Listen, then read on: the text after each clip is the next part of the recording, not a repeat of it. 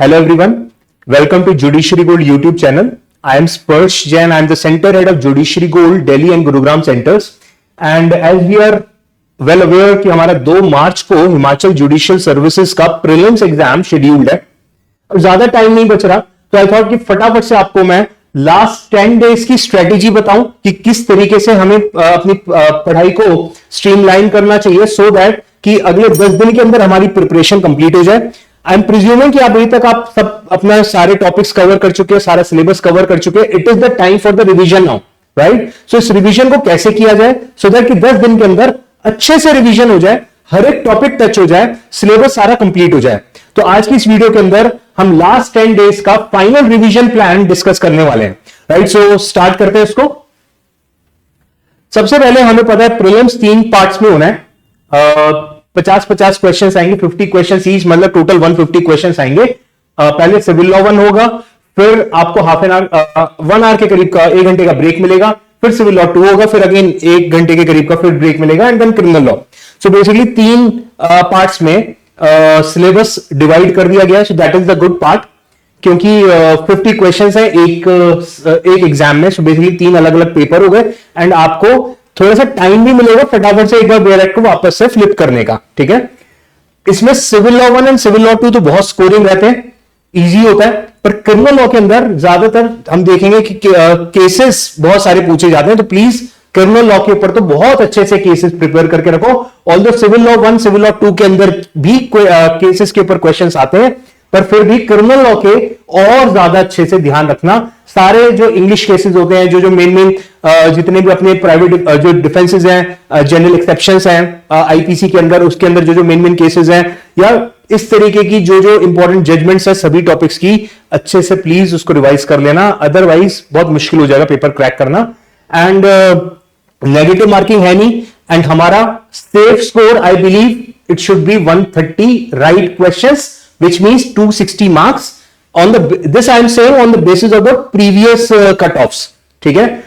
Depending upon इस बार की seats, पहले कितनी सीट्स आई हैं, पहले कितनी कट ऑफ गई है, उसके हिसाब से मैं आपको टेंटेटिव बता रहा हूं कि लगभग 130 अगर हमने क्वेश्चन सारे सही कर दिए तो 150 टोटल क्वेश्चन है. 150 में से अगर 130 भी सही कर दिए तो हमारा पेपर निकलने की probability is very high. Although ये तो अल्टीमेटली डिपेंड करेगा पेपर किस तरीके का आया, इजी आया, मुश्किल आया, मॉडरेट था, राइट? सो वो तो उस पर डिपेंड करेगा, बट कहीं ना कहीं मेरे को लगता है 130 should be the ideal number of questions जो कि आपको ठीक करना. 130 क्वेश्चंस विच मींस 260 मार्क्स. ये आप अपना टारगेट लेकर के चलो. इसके हिसाब से लगभग आपके पास लगभग 6 से 7 नंबर के क्वेश्चंस अगर गड़बड़ हो जाते हैं, मतलब 6-7 क्वेश्चंस गड़बड़ हो जाते हैं इन तीनों सब्जेक्ट्स में, तो काम मतलब तब भी चल जाएगा. एंड ये याद रखना, क्रिमिनल लॉ के अंदर मार्क्स कंपैरेटिवली कम ही मिलते हैं, तो इसके अंदर सिविल लॉ 1 एंड 2 में प्लीज मत मार्क्स कटवाना, ठीक है? तो उसको स्टार्ट करते हैं आप अपने प्लान को. So basically this is something जो कि आपको करना पड़ेगा. देखो, मैंने आपके सारे सब्जेक्ट्स को 3 पार्ट्स में डिवाइड करा है. सब्जेक्ट 1 बोल रहा हूं मैं उसको, 2 एंड 3. सब्जेक्ट 1 बेसिकली पूरे दिन का शेड्यूल है आपका. सब्जेक्ट 1 पे आपको 4 आवर्स देने हैं, सब्जेक्ट 2 पे आपको 2 आवर्स देना है, सब्जेक्ट 3 पे 2 आवर्स देना है. फिर एमसीक्यू प्रैक्टिस जरूर करनी है 1.5 घंटे. 1.5 घंटे में आपके बहुत आराम से 150 से 200 क्वेश्चंस आप आराम से सॉल्व कर लेंगे. रिवीजन आपको जो आपने तीनों सब्जेक्ट्स पढ़े आधा घंटा लगा करके इसको फटाफट उसी दिन रिवाइज भी करना है, मतलब सोने से पहले 1.5 घंटा रिवीजन पे जाएगा. सो अगर हम टोटल करें तो आपके हो गए 8 आवर्स तो आपके सब्जेक्ट्स पे चले जाएंगे एंड 3 आवर्स आपके एमसीक्यूज एंड रिवीजन पे चले जाएंगे.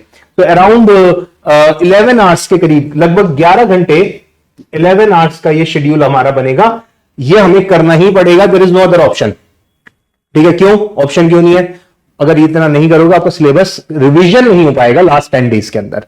इसलिए एंड आई थिंक 11 घंटे कोई अभी के लिए मुश्किल नहीं है, जब हमें पता है यार अगले 10 दिन के अंदर, लगभग 10 दिन के अंदर हमारा प्रीलिम्स होने वाला है, राइट? सो 2 मार्च को तो प्री है, एंड देन उससे पहले आपको अपने सेंटर पे भी जाना पड़ेगा. एटलीस्ट 1 दिन का गैप रहेगा उसमें, मे बी 1 तारीख को जाएंगे आप. तो इसलिए आपको आइडियली तो फरवरी के अंदर आपको सारा सिलेबस कवर करना पड़ेगा. तो not even proper 10 days you are left with, right? So please इसको इस तरीके से हमें फॉलो करना. सब्जेक्ट्स किस तरीके से डिवाइड करें मैंने उसको देखते हैं. तो सब्जेक्ट 1 के अंदर मैंने रखा IPC, CrPC, CPC, evidence, contract, Hindu law and TPA. So ये सारे मेजर सब्जेक्ट्स हैं जो कि हमने सब्जेक्ट 1 के अंदर रखे हैं, ठीक है। एंड आई बिलीव कि इसके अंदर आपको 2-2 दिन देंगे, 2 days, 2 days, 2 days, इसके अंदर 1 day, 1 day and 1 day। So 1 day मतलब 4 घंटे भी तो है। आई थिंक 4 घंटे में कॉन्ट्रैक्ट आप रिवाइज कर लेंगे। I am saying, I am presuming कि आपने अपनी तैयारी कर ली है and it is the time for the revision, ठीक है। तो इसी चीज को मैं प्रिज्यूम करके चल रहा हूं, राइट। सो इस हिसाब से आपके लगभग यहां पे 11 डेज बनेंगे। सो 11 डेज जो कि मैक्सिमम टाइम रहने वाला है, इसके ऊपर तो आप लेके ही जा ही नहीं सकते अपनी प्रिपरेशन को, ठीक है। सो 11 डेज के अंदर आपको सारे सब्जेक्ट 1 कंप्लीट करना है एंड ट्राई करो इसी सीक्वेंस को फॉलो करने की। मैंने ये सीक्वेंस आपको इसीलिए दी है जिससे कि इस सीक्वेंस को अगर फॉलो करेंगे तो आई थिंक थोड़ा और इजी हो जाएगा आपके लिए पेपर की तैयारी करना, ठीक है। सो बेसिकली सब्जेक्ट 1 पे हम कितना टाइम दे रहे हैं? 4 आवर्स, ठीक है। सब्जेक्ट 2 पे हम कितना टाइम देने वाले हैं? 2 आवर्स। अब सब्जेक्ट 2 में कौन कौन से हैं? सो बेसिकली यहां पे मैंने स्पेशल लॉज रखे हैं सारे, एनआईए। अब अगर आप इन सब में सिर्फ एक दिन दे रहे हैं, सो बेसिकली 2 आवर्स दे रहे हैं, तो आप बहुत इजीली ये सारे सब्जेक्ट रिवाइज कर सकते हैं। जैसे एनआईए हो गया, पॉक्सो हो गया, जेजे एक्ट हो गया, पीडब्ल्यूडीवी हो गया, प्री कॉन्सेप्शन हो गया, सेक्सुअल हैरेसमेंट, लिमिटेशन, एसआरए, इन सब पे अगर आप एक दिन देंगे, लगभग 8 दिन के अंदर अगे 8 डेज के अंदर आपके सब्जेक्ट 2 का रिवीजन बहुत आराम से हो जाएगा। And now coming to subject number 3। So basically third category के अंदर मैंने रखे हैं local laws, mostly 2 special laws हैं, बट ये क्योंकि एचपी में ये पूछा जाता है, हिमाचल में पूछा जाता है, इसलिए यहां पे रखे हैं।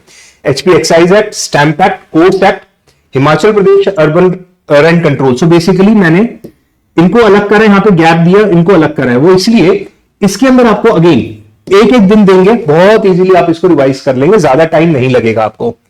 इनके अंदर आपको एटलीस्ट 2 डेज तो देने पड़ेंगे, वाइल्ड लाइफ के अंदर, फॉरेस्ट के अंदर, क्योंकि 2 घंटे में रिवाइज नहीं हो पाएगा, एटलीस्ट 4 आवर्स तो लगी जाएंगे। तो इन टोटल आपको यहां पर भी 8 डेज के अंदर आपका सारा रिवीजन हो सकता है। सो बेसिकली 8 डेज में सब्जेक्ट 2 एंड 3 कवर हो जाएगा एंड 11 डेज आपके जा रहे हैं सब्जेक्ट नंबर 1 पे। इसको कट शॉर्ट करने के लिए जब आपका सब्जेक्ट 2 एंड 3 का बेसिकली रिवीजन हो जाएगा, तो वो वाला टाइम आप इस पे देंगे, तो लगभग 10 दिन के अंदर आप ये भी, सो बेसिकली एक दिन वहां से आप सेव कर लेंगे, तो इस तरीके से बहुत आराम से आपका तैयारी हो जाएगी। सो बेसिकली यहां पे प्रोसेस ये रहा, हमने सबसे पहले तो सब्जेक्ट 1, सब्जेक्ट 2, सब्जेक्ट 3 की तैयारी करी, 4 आवर्स, 2 आवर्स, 2 आवर्स, ठीक है। ज्यादा ब्रेक मत रखना, half an hour break sufficient होता है। हाँ, क्योंकि इसमें 4 घंटे है तो इसमें बीच में 15 मिनट ब्रेक ऐड कर लेना।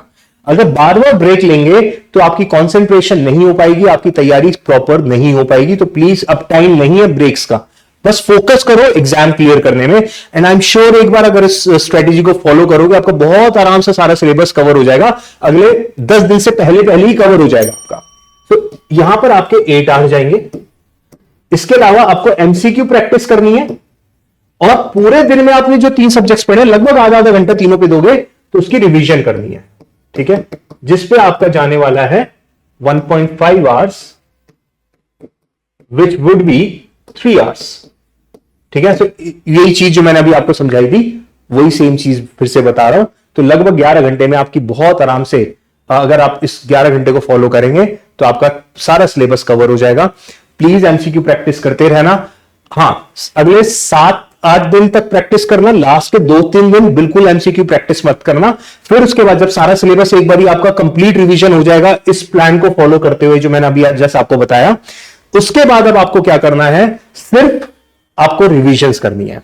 सो बेसिकली एग्जाम से 2-3 दिन पहले तक सिर्फ क्विक रिविजन्स, एक दिन में सारा सिलेबस, अगले दिन फिर से सारा सिलेबस, फिर थर्ड डे अगेन सारा सिलेबस, एंड फाइनली 2 मार्च को आप एग्जाम देंगे।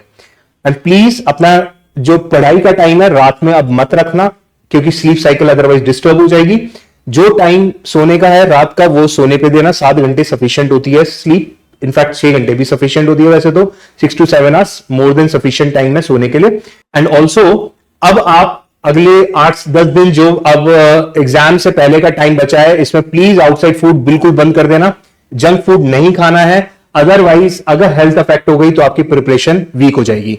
So that's it. I think इस प्लान को फॉलो करिए एंड आई एम श्योर कि this will be beneficial for you. Best of luck. Exam अच्छे से करो एंड क्रैक करो. Thank you.